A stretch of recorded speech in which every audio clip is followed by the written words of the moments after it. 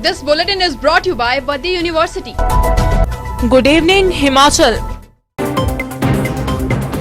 कांगड़ा केंद्रीय cooperative bank limited Gagret, Panjawar व गोंदपुर बनेहड़ा की शाखाओं में पॉली हाउस लोन घोटाले में विजिलेंस ने 3 लोगों को गिरफ्तार किया है। मामले में चौथे व्यक्ति बैंक मैनेजर को भी गिरफ्तार किया जाएगा। विजिलेंस एएसपी सागर चंद ने बताया कि मार्च 2020 में केसीसी बैंक द्वारा इन घोटालों की जांच के लिए एक शिकायत पत्र सौंपा गया था, जिस पर जांच शुरू करते हुए विजिलेंस ने बैंक शाखा गगरेट द्वारा जारी फर्जी लोन में 26 सितंबर 2020 को एफआईआर दर्ज कर आज 3 गिरफ्तारियां की हैं। 16 मार्च 2015 को केसीसी की शाखा गगरेट से पॉली हाउस का 15 लाख का लोन फर्जी तरीके से कुठेड़ा जसवाला निवासी एक व्यक्ति के नाम जारी किया गया। उसी दिन इस लोन का 11,26,000 रुपया मैनेजर व एक अन्य व्यक्ति की मिलीभगत से प्रतापनगर निवासी के खाते में डालकर निकाल लिया गया। इसके बाद 31 मार्च 2015 को बचा हुआ 3,74,000 रुपया भी कुठेड़ा जसवाला निवासी के खाते में डालकर गबन कर लिया गया। कुठेड़ा जसवाला के व्यक्ति को इसके बारे में कोई जानकारी नहीं दी गई और न ही पॉली हाउस बनाया गया। उसके नाम का 15 लाख का लोन गबन कर दिया गया, जो कि करीब 23 लाख रुपए उसके नाम से खड़ा है। एक व्यक्ति व मैनेजर ने व्यक्ति के नाम से एक और लोन 5 लाख का केसीसी बैंक की शाखा गोंदपुर में फर्जी तरीके से शटरिंग खरीदने के नाम पर जारी करके गबन कर दिया, जिसके बारे में भी उसे बाद में पता चला जब उसे बैंक से नोटिस आने लगे। ये मामला एक केसीसी बैंक हेडक्वार्टर से एक हमें शिकायत पत्र विजिलेंस को दिया गया था, जिस पर इंक्वायरी चली हुई थी। इसमें अभी जो है एक केस में हमने इंक्वायरी कंप्लीट करके इसमें एक केस जो है एफआईआर दर्ज की थी। ये मामला गगरेट का है। इसमें एक 15 लाख का लोन जो है एक बलविंदर सिंह नाम का व्यक्ति है जसवाला कुठेड़ा का, उसके नाम से ये फर्जी लोन जो है फर्जी लोन निकाला गया। इन द सेंस कि ये हस्ताक्षर तो उसके करवाए गए थे लोन के कागजातों पे, लेकिन विड्रॉल जो है वो उसके नॉलेज के बिना हुआ और उसके नॉलेज के बिना जो है वो पैसा जो है 2 लोगों के खाते में डाला गया। वहाँ से निकाल कर जो है उसको गबन कर दिया गया और इसको पता बाद में चला जब बैंक से नोटिस आने शुरू हुए। इसको ये कहा गया था कि ये पॉली हाउस बनाया जाएगा आपके नाम से और उसमें सब्सिडी भी आएगी, 80% पैसा जो है वो सब्सिडी का सरकार से मिल जाएगा। तो ये बोल के कहे उससे कागज़ भरवाए गए थे, लेकिन उसके साथ ये फ्रॉड हो गया।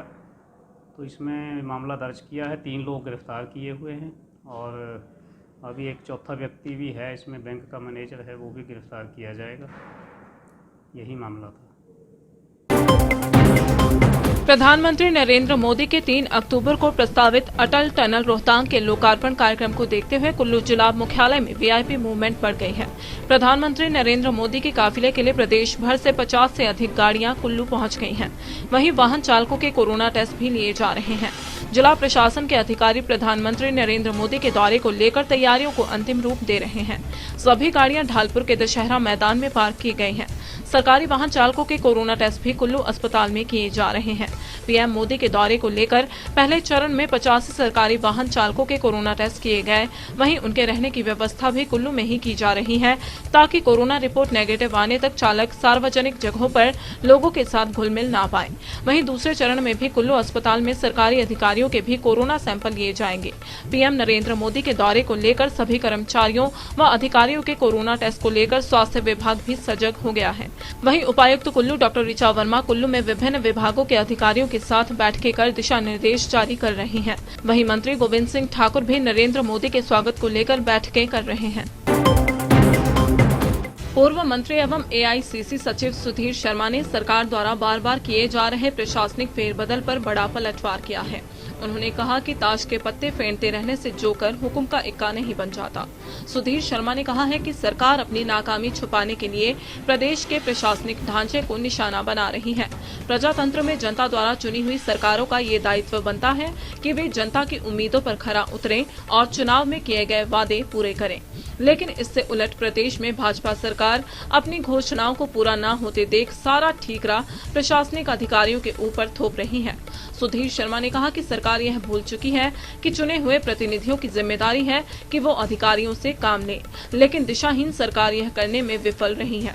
जब किसी भी अधिकारी को एक पद पर थोड़ा समय भी रुकने नहीं दिया जाएगा तो आप उसकी कार्यप्रणाली पर कैसे शक कर सकते हैं।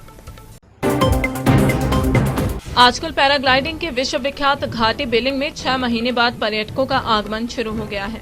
ऐसे में सैकड़ों सैलानी बेड़ बिलिंग पहुंचकर बिलिंग के नीले आकाश में उड़ रहे मानव रूपी परिंदों को निहार कर अचंभित हो रहे हैं।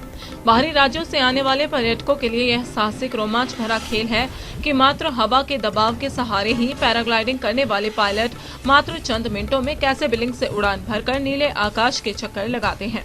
कुछ पर्यटक साहस करके बिलिंग से टैंडम उड़ानों के माध्यम से हवा में कलाबाजियां कर लैंडिंग साइट की ओर पहुंच रहे हैं। कोरोना के चलते पैराग्लाइडिंग करने वाले पायलट सरकार द्वारा जारी गाइडलाइन का भी विशेष ध्यान दे रहे हैं। उड़ान से पहले व बाद में वह अपने पैराग्लाइडर्स को बकायदा सैनिटाइज कर रहे हैं।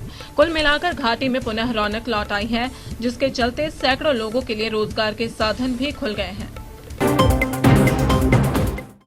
भूतपूर्व सैनिकों के आश्रित अभ्यर्थियों के साक्षात्कार प्रारंभिक शिक्षा उपनिदेशक कार्यालय हमीरपुर में मंगलवार को आयोजित किए गए।